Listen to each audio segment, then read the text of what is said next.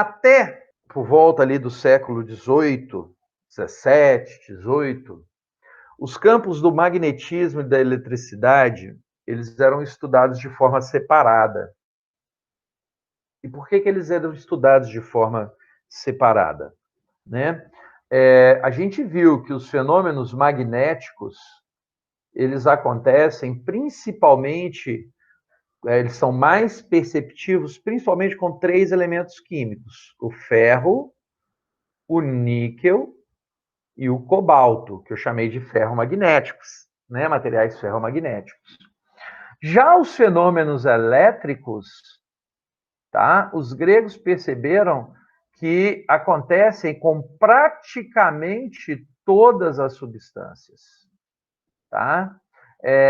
Por exemplo, quando você eletriza um objeto, você pode ter mais dificuldade para eletrizar um condutor, mas é possível eletrizar condutores e isolantes. Quer dizer, é possível eletrizar praticamente todas as substâncias. E por isso, os gregos estudavam os fenômenos elétricos numa área de conhecimento e os fenômenos magnéticos em outras áreas. Eu estou, na verdade, cara, eu tô cometendo assim, uma coisa que é errada, beleza? A ideia de eletricidade e magnetismo vai surgir muito depois dos gregos. Eu estou dizendo dos gregos que eles são os primeiros a perceber esses fenômenos. Tá? Mas, na verdade, até o século XIX, todos os estudos eram feitos como se essas áreas não tivessem absolutamente nada em comum. Tá? Como se elas fossem 2 áreas completamente diferentes. Até que um cara chamado Ørsted, o sobrenome dele, tá? Que era um professor, tá? Ele era um físico, mas ele dava aula numa universidade, num curso avançado de física, estava explicando para os seus estudantes a lei de Ohm. A lei de Ohm. E ele tinha montado um circuito elétrico, um pequeno circuito elétrico. Tá? Ele tinha uma bancada e montou um circuitinho elétrico em cima dessa bancada. Tá? Um circuito elétrico simples, beleza? Uma fonte de tensão, uma pilha ou bateria. Tá? Isso aqui é uma representação de uma pilha ou de uma bateria. Esse lado maior indica maior potencial elétrico,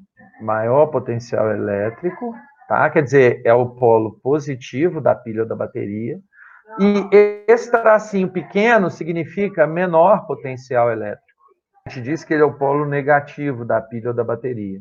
Então, ele tinha montado um circuitinho desse, tá? Um polo maior potencial, menor potencial, ligado a alguns fios, a resistência tendendo para zero, e ligava do lado de cá um resistor elétrico, é um aparelho que possui resistência. Esse fiozinho quebrado é um resistor elétrico. Vou desenhar aqui uma chave. Tá, aqui o circuito está aberto, então não tem corrente elétrica, né? Circuito aberto, corrente elétrica nula. Circuito aberto. Corrente elétrica nula. Tá? Porque não há diferença de potencial no resistor, né? Não há diferença de potencial no resistor. Por isso não tem corrente elétrica. Tá?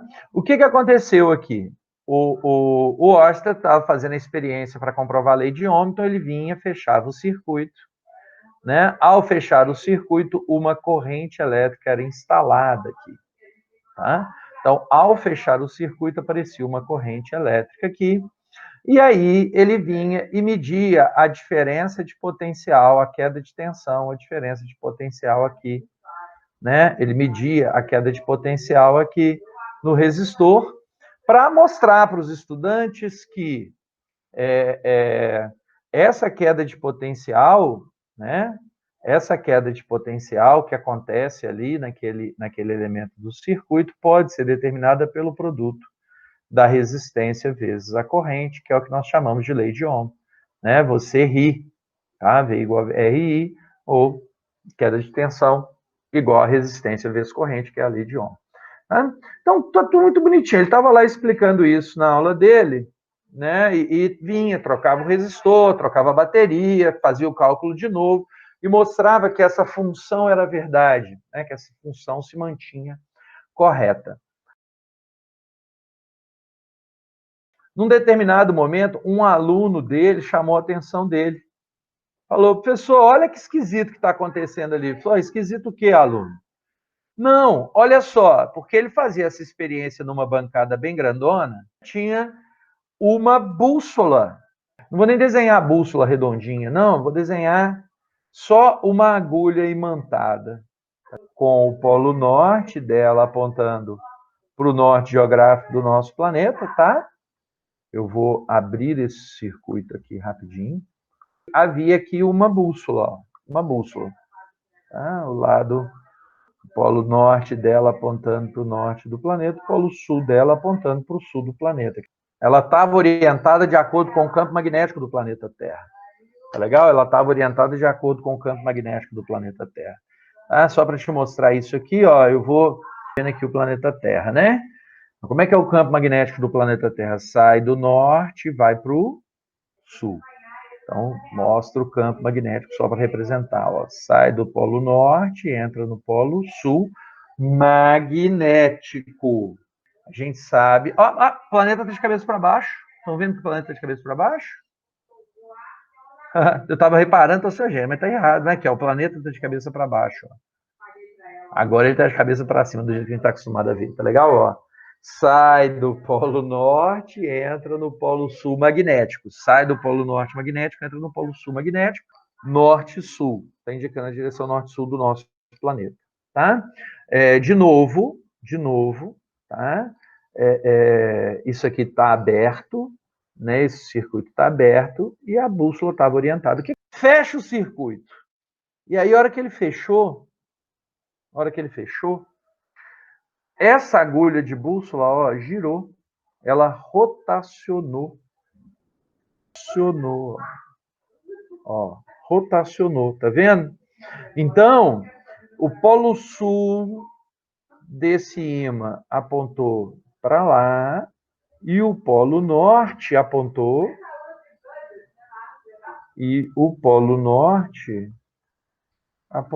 para cá. Então, o polo sul apontou para lá e o polo norte apontou para cá.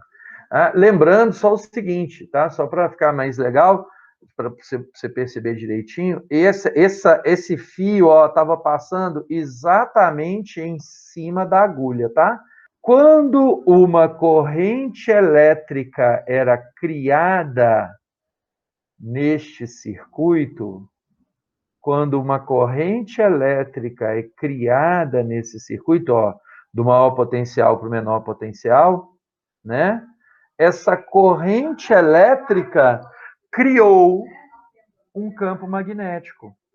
Quando ele vinha aqui e abria o circuito de novo, a corrente deixava de existir e a agulha da bússola voltava a se orientar de acordo com o campo magnético terrestre. Ou seja, ele percebeu que a corrente elétrica cria um campo magnético. E ele vai chamar isso de fato básico do eletromagnetismo. Em cargas elétricas em movimento criam campo magnético. Ou seja, qual é a origem da existência do campo magnético? Tá? O que cria campo magnético? O que cria campo magnético são cargas elétricas em movimento. Tá? Então, este é o fato básico do eletromagnetismo. É uma das descobertas mais importantes que foram realizadas pelo Ørsted, tá? E lembrado até hoje. E foi a partir dessa ideia, foi a partir dessa percepção que nós nos tornamos capazes de criar campo magnético. Eu vou te mostrar esta outra animação aqui. Ó. Tá? Esta outra animação é um eletroímã. Beleza? Está marcado aqui para mostrar o campo, tá? Mostrar a bússola. E observa aqui que eu coloquei aqui na pilha, ó, 0 volts de tensão. Percebe? 0 volts de tensão. Tá? Quer dizer, eu desliguei, é como se eu tivesse tirado a pilha do circuito. Tá? Esse elemento aqui não tem uma chave para poder fazer isso, então é como se eu tivesse tirado essa pilha aqui do circuito. Não tem corrente elétrica passando, observa que a bússola está orientada de acordo com o campo magnético nessa região aqui. Na verdade, essa bússola aqui especificamente vai ficar parada na última posição. Por quê? Porque não tem ninguém criando o campo magnético no espaço em torno dela. Tá? Então, eu vou colocar ela aqui próxima, ó, próxima dessa... O nome disso aqui é solenoide, tá? Esse enrolamento aqui chama solenoide. Tá? E aí, eu vou criar um potencial elétrico positivo. Quer dizer, eu vou considerar que essa partezinha amarela é a parte de polo positivo e a preta é a parte com polo negativo. Então, eu vou criar um potencial elétrico positivo desse lado. Quando eu criar um potencial elétrico, uma corrente elétrica vai circular dentro desse fio. Ó, vai sair da parte positiva. Essa corrente elétrica vai passar pelo solenoide e vai ir para a parte negativa. Tá legal? Então, vamos lá. O que acontece quando um potencial elétrico é instalado aqui? Ó? Ao instalarmos um potencial elétrico, a agulha da bússola se orienta. O que essa apresentação está mostrando é que um campo magnético é criado no espaço em torno desse enrolamento. Tá legal? Eu vou tirar o campo agora aqui, para você não perceber. E ao movermos a bússola, ó, nós percebemos a existência do campo. Por que nós percebemos a existência do campo? Nós percebemos a existência deste campo magnético porque ele cria um movimento na bússola, ou seja, ele cria uma força magnética nessa bússola, percebe? Olha aqui como é que é o campo magnético, ó, tá vendo? Ó? As linhas de força saem desse polo e entram neste. Então, é como se aqui eu tivesse um polo norte e aqui eu tivesse um polo sul. É uma situação análoga à de um ímã. É uma situação análoga à de um ímã. E se eu inverter o polo da pilha? Ó? E se eu inverter o polo da pilha? Ó? Inverti. Inverti o polo da pilha, inverti o sentido da corrente elétrica no circuito e inverti o campo magnético. Você percebe que antes aqui, esse era o norte e esse era o sul. Agora, esse é o norte e esse é o sul. Ou seja, o sentido do movimento das cargas é importante, tá? O sentido do movimento das cargas é importante para nós definirmos o sentido do campo magnético criado nesta situação. O sentido do movimento das cargas é importante. Né? E o que muda quando eu aumento a corrente? Ó, percebe que a cor está mudando, o brilho está mudando? A intensidade do campo magnético. Mostra para a gente, quanto menor a corrente, menor a intensidade do campo magnético. Tá legal?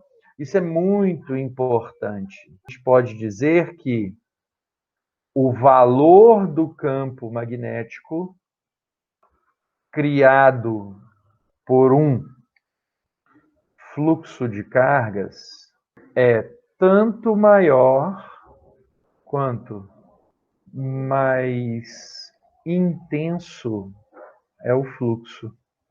A intensidade do campo magnético, do vetor campo magnético, num ponto do espaço em torno de um ímã, de um eletroímã, de uma corrente elétrica, é diretamente proporcional.